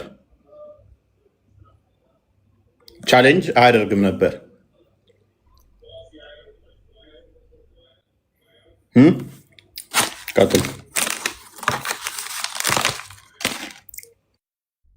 ይሄን ታሪክ ያው ዞሮ ዞሮ ስለማይነግሯቸው ነው። እና እንደ አጠቃላይ ታሪክ የተበላሸው ታሪክን ቀጥፈው ያቆዩት የሀገርን ታሪክ ነው። በነገራችን ላይ ያበላሹት የሀገርን ታሪክ ነው ያጎደፉት። የሀገርን ታሪክ ነው ምንም ማስረጃ በሌለው አንዲት ነጠላ ማስረጃ እንኳን በሌለ ነገር ነው ይሄን ሁላ የሚጮሁት ማለት ነው። እና ምናልባት ሙስሊሞች ደጋግሞ ስለ አንድ ነገር የሚጮሁ ከሆነ ያ ነገር ውሸት ነው ማለት ነው። እሺ ክርስቲያኖች ስለ አንድ ነገር ደጋግመው የሚናገሩ ከሆነ ያ ነገር ወይ በታሪክ የለም ወይም ደግሞ ውሸት ነው፣ እየቀጠፉ ነው፣ ወይም ደግሞ እየጮሁ ያሉት የሰው ጩኸት ነው። የራሳቸውን ታሪክ ሳይሆን የጮሁ ያሉት የሌላ ሰው ታሪክ ቀምተው ነው። አንድ ነገር ላይ ደጋግመው የሚጮሁ ከሆነ ማለት ነው። አሁን ላይ ያየን ያለ ነው ያ ነገር ስለሆነ እርግጠኛ ሆኜ የምናገረው አብዛኛው ሰው ይሄ ነጃሺ ሰለመ የሚለውን ሶሻል ሚዲያ ከመጣ በኋላ ነው በነገራችን ላይ እስልምና የተቀበረው። በተለይ ቲክቶክ፣ በተለይ ዩቲዩብ የሚባሉ ፕላትፎርሞች ከመጡ በኋላ የእስልምና እያንዳንዱ የሐሰት አስተምሮ የተገለጸው በእነዚህ ፕላትፎርሞች ነው። ከዛ በፊት ይህን ነገር ያን ያህል ብዙ ሰው አዌርነስ አልነበረውም። ታሪኩን ከልጅነታችን ስንሰማው አድገናል። ሁላችንም ምንም መዋሸት አያስፈልግም። እኔም ከልጅነቴ ይህንን ታሪክ ስሰማው አድጌያለሁ። አንቲል እስከ ቅርብ ጊዜ ግን ይሄ ነገር ውሸት እንደሆነ አላውቅም ነበር። ከልጅነታችን ስንሰማው አድገናል።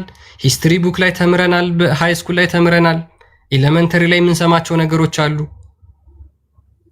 ይሄ ነገር በጣም ተደጋጋሚ ሰለመ ራሱ ብዬ አስቤ ነበር የሆነ ሰዓት ለካ ሳስበው እንድምታውን ስረዳው ኢንቴንሽኑን ሳቀው ኢትዮጵያን ለካ የጂሃድ መናኸሪያ ማድረጊያ ነው አላማው። ነጃሺ ሰልሞ ነበረ። ኦኬ፣ ነገር ግን ገደሉት ነው የሚለው ኢንተርፕሬቴሽኑ። ክርስቲያኖቹ፣ ሊቃውንቶቹ፣ ቀሳውስቶቹ ገደሉት። ስለዚህ የመጀመሪያ ንጉሱን እስልምና እንዳይስፋፋ ሊቃውንቶቹ ገለውታል ነው ታሪኩን ታውቁታላችሁ። ገለውታል። እስልምና ኢትዮጵያ ላይ እንዳይስፋፋ ያደረጉት ነጃሺ ተቀብሎ ንጉሱ ነበር።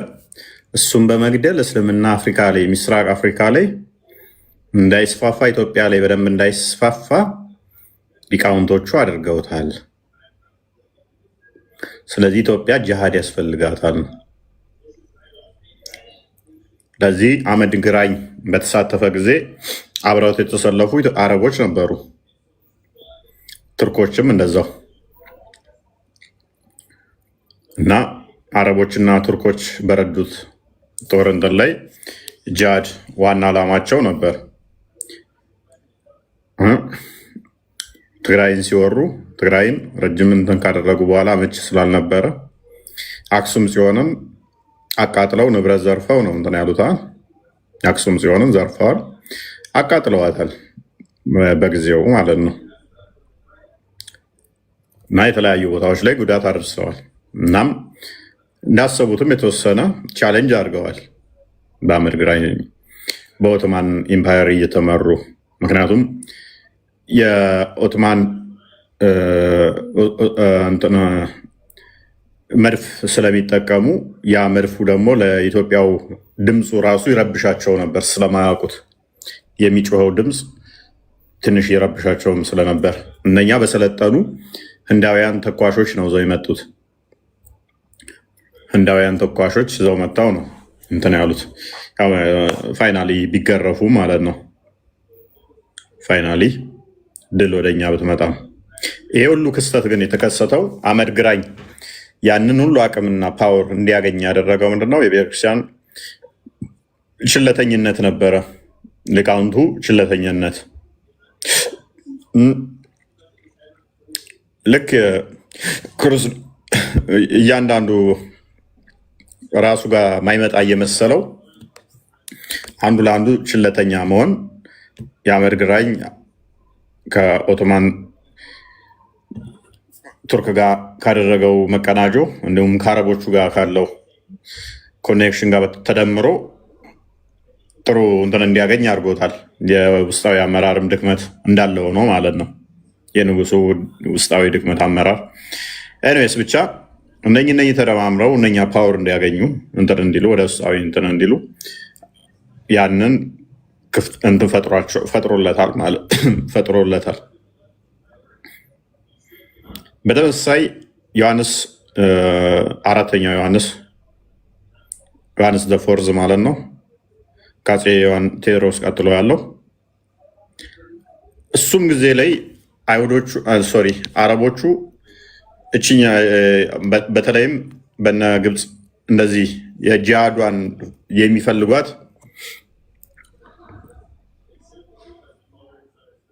ኢንቴንሽናቸው ንጉሱን አስቀድማ እንትን ብላለች። አሁን ደግሞ እስልምና እንዲስፋፋ አላደረገችም። ስለዚህ ጂሃድ ያስፈልጋታል የሚል አቋም ስለነበራቸው ነው።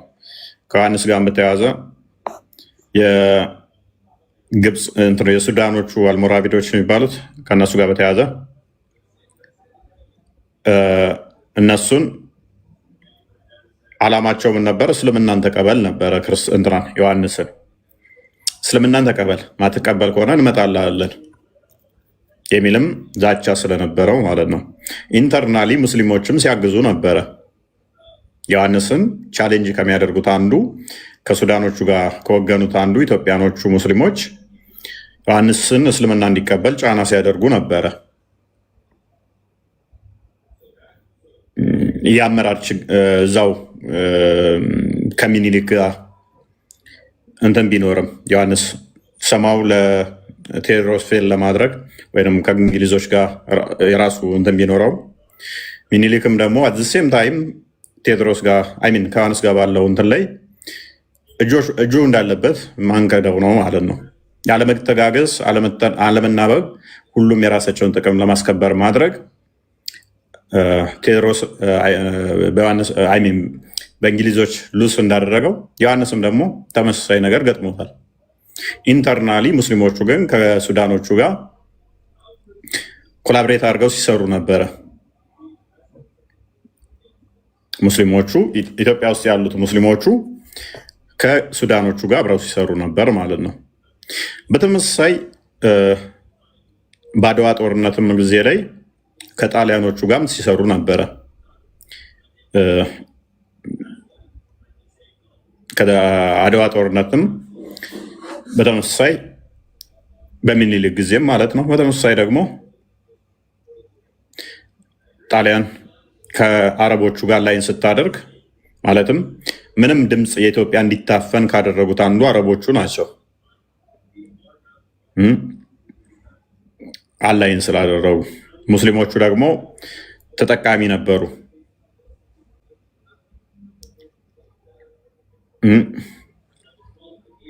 በኃይለ ሥላሴም ጊዜ ዳግም ሲመጡ ሙስሊሞቹ በተመሳሳይ አሁንም አላይን አድርገው ነበረ ከጣሊያኖች ጋር።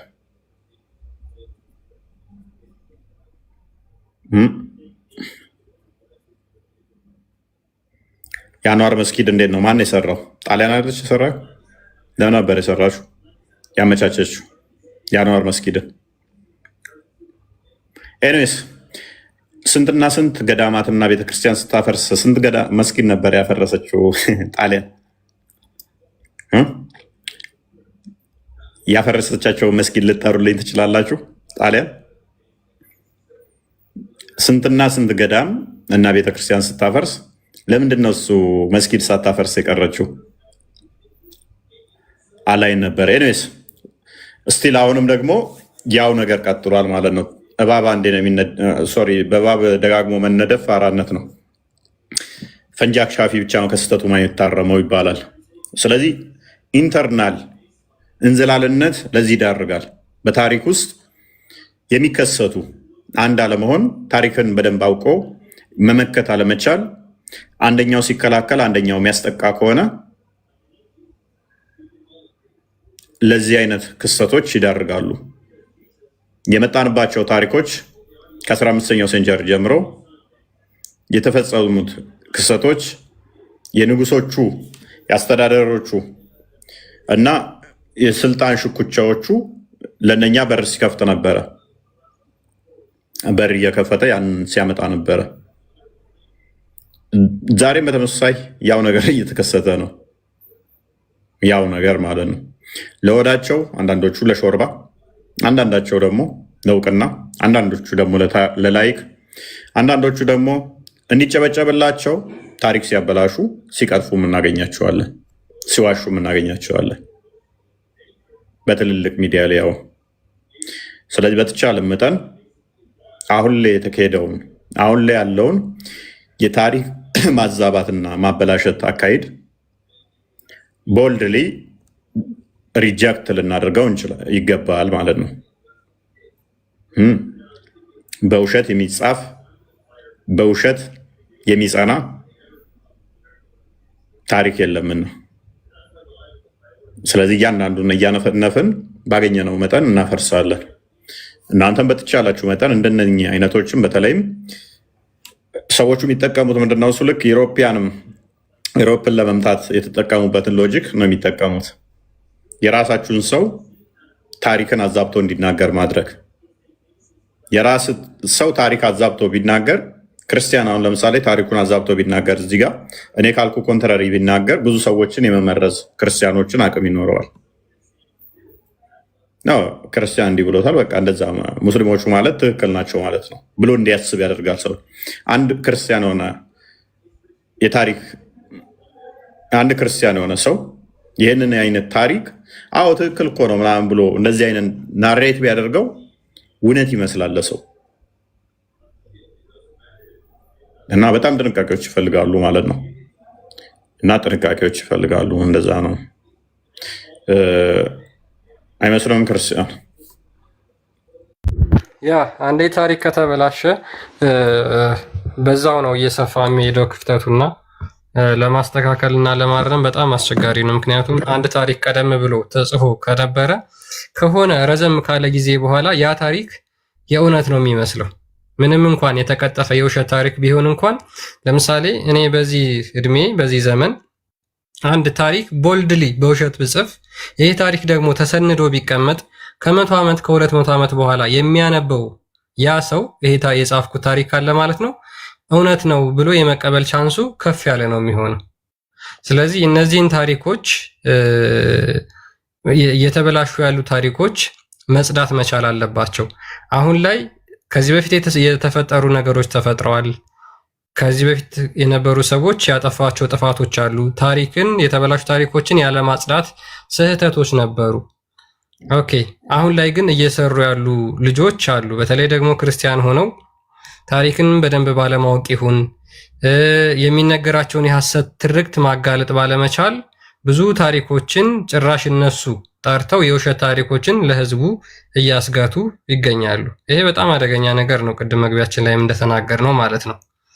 በተቻለ መጠን እንቅፋት ላለመሆን መሞከር ነው። ታዋቂነት ምንም ማለት አይደለም። የሚቀድመው አዋቂነት ነው። የሚቀድመው ጭንቅላት ነው። መጀመሪያ አንድ ሰው ወይ የቴሌቪዥን ፕሮግራም ሊያዘጋጅ ሊፈልግ ይሆናል፣ ወይም ደግሞ ፖድካስት ዩቲዩብ ላይ ሊያዘጋጅ ይፈልግ ይሆናል፣ ኦር ደግሞ አንድ ሰው ጠርቶ ኢንተርቪው ማድረግ ሊፈልግ ይችላል። መጀመሪያ ምን ያህል ተዘጋጅቶበታል? ፕሪፓሬሽን ነው መጀመሪያ የሚቀድመው። መጀመሪያ ዝግጁነት ነው የሚቀድመው። ሜንታሊቲው፣ እውቀቱ ያለው እውቀት በዛ ነገር ላይ በሚያቀርበው ፕሮግራም ላይ ምን ያህል የታነጸ እውቀት አለው የሚለውን ነገር የማያውቅ ከሆነ ሰዎች መጥተው የውሸት ታሪኮችን ጭነውበት እንዲሄዱ ማድረግ የለበትም። የታሪክ ተፋልሶ እንዳይፈጠር እነዚህ ነገሮች መጽዳት መቻል አለባቸው ማለት ነው። ያለፉት ነገር አልፈዋል። ከዚህ በኋላ ግን እነዚህ ነገሮች መታረም መቻል አለባቸው። እነዚህ ነገሮች መታረም መቻል፣ ሰዎች ማወቅ መረዳት መቻል አለባቸው ማለት ነው። ሙስሊሞች ምንም ችግር የለባቸውም።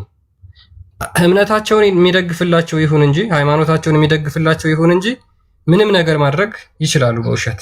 ለምን? መሰረቱ ውሸት ስለሆነ እስልምና 100% የእስልምና ውሸት መሰረት ውሸት ነው። ይሄንን ሙሉ ለሙሉ መናገር እችላለሁ፣ አስረግጬ መናገር እችላለሁ። ስለዚህ እነሱ የታሪክ ተፋልሶ ደጋግመው አንድ ነገር የሚያስጮሁት ያ ነገር ውሸት ስለሆነ ማለት ነው ስለሚሆን። ኤኒዌይስ የዛሬው ቶፒክ ነጃሺ የሚባል ንጉስ በታሪክ ውስጥ አይደለም ኤክስተርናል ኤቪደንስ ይቅርና በኢንተርናል በውስጣዊ መረጃ ሰልሟል የሚል አንድ መረጃ አለ ወይ የሚለውን ደጋግመው ሙስሊም ኡስታዞች እጅግ በጣም ጠብደል ኡስታዞች ይህን ነገር ደጋግመው ይናገሩታል። እውነት መረጃ አለው። ሜቢ ጊዜ ጌታ የሚል አካውንት ይታየኛል ከስር ገብቷል። ሙስሊም ከሆነ መቀጠል ይችላል። ሙስሊም ሻይፍ እንዴት ዋልክ? እንዴት አመሻችሁ? ሰላም ነው አለን። እኔ የምልህ አንድ ቪዲዮ ከውስጥ አይቼ እስልምና የመጣው ማለት የረሱል ያው በድካማቸው ጊዜ እና በልፋታቸው ጊዜ መከራ ሲበዛ እሺ ወደ ኢትዮጵያ ወደ አክሱም ሲሰደዱ ያ ሰውዬ ራሱ ክርስትና ተቀብሏል አልከነ። ያ ክርስትና ከተቀበለ እስልምና ከየት መጣ ብለህ ታስባለህ?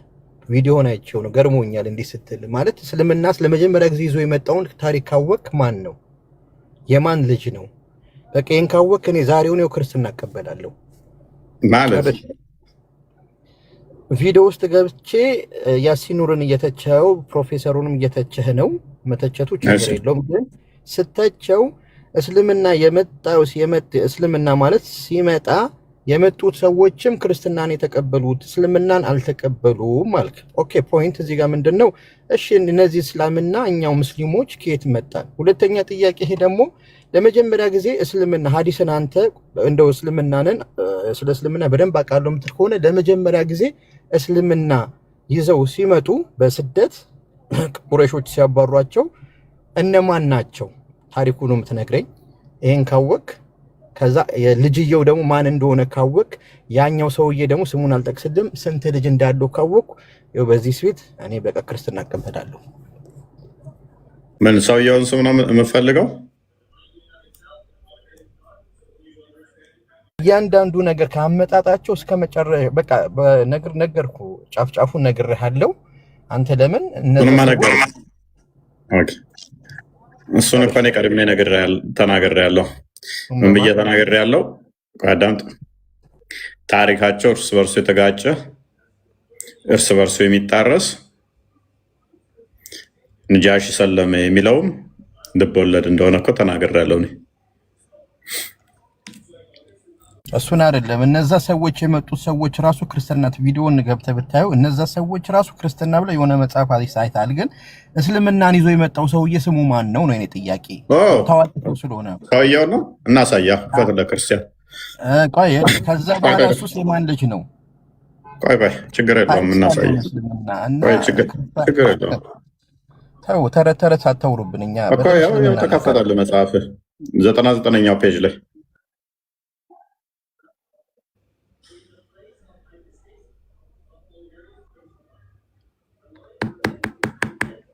እሺ ኡበይዱላ ነው እንደሚለው እኔ አልገባኝም ነበር ብራው ነገር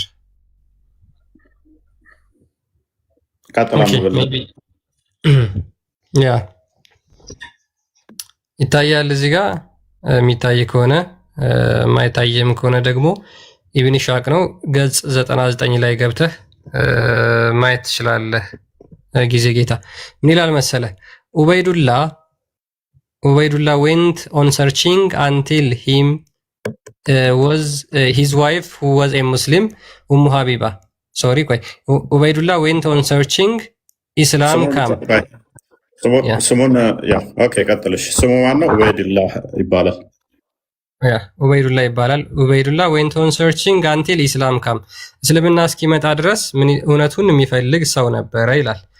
ሜቢ የነዚህ አራቱን ሰዎች ታሪክ ካወቀው ከዛ ከነ ዘይድ ቢን አምር ከነ ወረቃ ጋር የነበረው እውነትን ፍለጋ ላይ የነበረው ሙሐመድ ከመምጣቱ በፊት ማለት ነው አንዱ ኡበይዱላህ ነበር።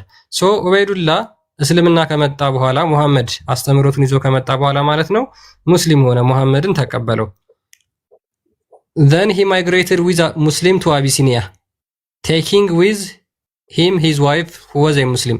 ሚስቱም ደግሞ ሙስሊም ነበረች። ይቺ ሙስሊም የነበረችው ወደ አቢሲኒያ እነሱም ተሰደው መጡ። ኡበይዱላህና ሚስቱ ማለት ነው ሙስሊም ከሆኑ በኋላ ኡሙ ሀቢባ ትባላለች ሚስቱ። when he arrived there he adopted Christianity. ወደ አቢሲኒያ ከመጣ በኋላ ክርስትናን ተቀበለ። parted from Islam, ከኢስላም ወጣ። ይሄው parted from Islam and died Christian in Abyssinia. ክርስቲያን ሆኖም ሞተ በአቢሲኒያ ማለት ነው። ከዛ በኋላ ሰዎቹን አብረው የመጡትን ቻሌንጅ ያደርጋቸዋል። እናንተ አይናችሁ አልተከፈተም እያለ ይነግራቸው ነበር ማለት ነው። ሶ ያ ሰው እውነትን የሚፈልግ ነበር። ሙሐመድ ከመጣ በኋላ ነብይ ነኝ ብሎ ከተነሳ በኋላ እስልምናን ተቀበለ። ወደ አቢሲኒያ ተሰደደ ሙስሊም ሆኖ እያለ ከዛ በኋላ ከእስልምና ወጣና ወደ አቢሲኒያ ምድር መጥቶ ክርስቲያን ሆነ። ስለዚህ ሰው ከሆነ የምታወራው ጊዜ ጌታ እፎይ። እሺ ጥሩ ነው። እናንተ እንደመረጃ አድርጋችሁ ማምጣታችሁ ይሄ ሁለተኛው በሁለት